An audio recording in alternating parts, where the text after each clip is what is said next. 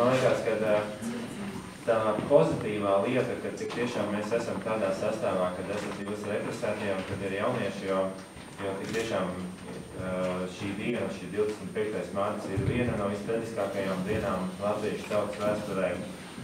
Un es domāju, ka tieši šajā dienā, kad mēs pieminam šīs sāpes un šos pārdzīvojumus, mums arvien skaidrāk, pilnīgi skaidri un nelokami ir jāapzinās, ka mūsu pienākums turpmāk vienmēr ir aizstāvēt savu valsti, tās neatkarības un drošību, ka mūsu pienākums vienmēr ir stāstīt jaunai paudzei šos skaudros notikumus un būt lepniem par Latviju un vajadzību gadījumā arī radot pašu dārgāko.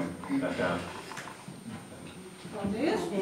Nu, Igor kungs, Andri, pasaka dažus vārdus. Es dažus vārdus pateikšu, kā jau katru gadu šeit notiks koncertīši, jaunieši uzstāsies, būs jāpadzied.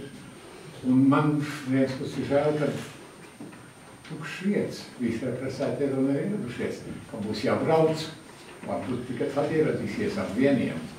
Bet, kas mēs esam atnākuši, izbaudīsim to prieku, ko mums jaunatnes sniegs. Un pēc tam brauksim uz to, jā. Nu tā. Es vēl tikai dažus vārdus gribēju pateikt. Mēs ar Mudru Grīnbergu un Jāni Drēblatu bijām ceturtdienu Vaļņotas skolā, un mēs ar Mudru stāstījām 1.4. klasei, un Jānis Drēblats stāstīja vecākiem, tātad no 6. līdz 9. klasei.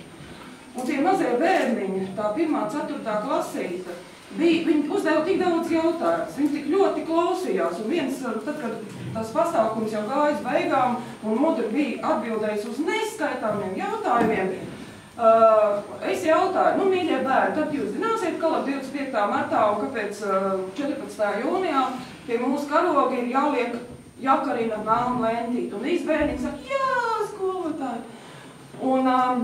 Un pēc tam es viņiem jautāju, nu, tad pasakiet man īsi, kāpēc? Un tad viens puisītis tāds, nu, varbūt 2. klasa, varbūt pat 1. Viņš teica, tā bija diena, nevis diena, tās bija naktis, kad visā Latvijā klauvēja pie durvīm. Es domāju, vēl precīzāk pateikt, kā šis mazais bērniņš nevar, jo mēs taču naktī guļam.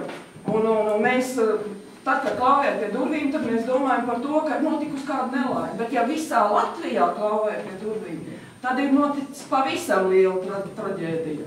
Un tad vēl viens teikums, kā es biju allojusies. Es domāju, ka 1. līdz 4. klasē nav vērts vispār neko stāstīt, ka nevajag tos mazos bērnus par tām šausmām informēt un tā. Nē, jo pēc tam mēs iegājām vēl tajā vecākajā grupā, un tu to jautājumu tikpat kā nebija. Tā tad ir jāsāk ar pašiem mazākiem. Bet ir izņēmumi. Un tāds izņēmums ir Piesvītskās skolas 8. B klase. Un viņa audzinātāja Velma Štalce, nāciet lūdzu priekšā, jo viņa jau 3. gadu, 4. piedošanu, nav labāk piedošanu, 4. gadu. Un šie bērni ir tādi mūsu priekšā, nu ja viņi ir 8. B klasa, un tāpēc jūs vairs neesat ciemiņi, jūs esat mūsu labi mīļi draugi, un vismīļākais draugs mums ir skolotāji, jo mēs zinām, kāda ir skolotāja, tāda ir bērni. Paldies! Nu, tad skolotāji, tagad jums vārds.